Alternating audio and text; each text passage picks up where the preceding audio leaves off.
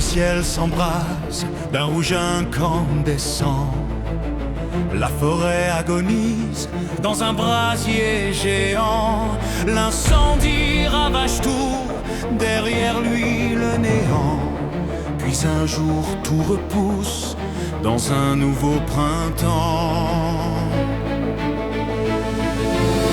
Quand la montagne crache de la roche en fusion, quand la terre se libère sous une forte pression, l'éruption volcanique envahie de poussière et de rivières de lave, laissant que la misère.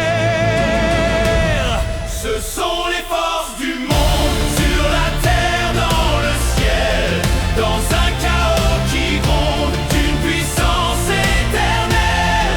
Les tempêtes sur les mers, des tsunamis géants, des tremblements de terre, l'éruption de volcans.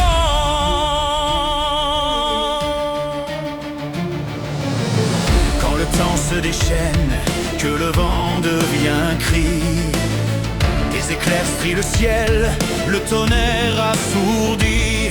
Les tempêtes sur les terres balayent les pays, les tornades démolissent, laissant que des débris. Quand la mer se retire, trop loin sur le rivage, c'est le signal sinistre d'un funeste message.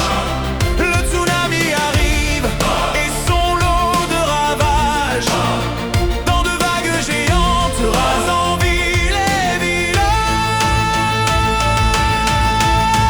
Ce sont les forces du monde sur la terre, dans le ciel, dans un chaos qui gronde d'une puissance éternelle. Les tempêtes sur les mers, des tsunamis géants, des tremblements de terre, l'éruption de volcans.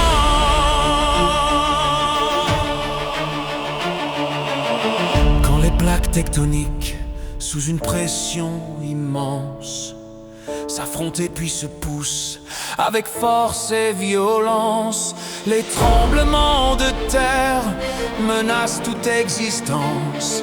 La destruction est là, apportant la souffrance.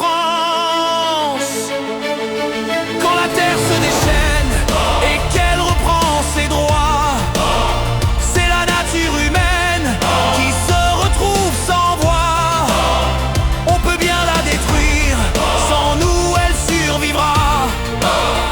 On peut lui faire le pire, seule elle s'adaptera.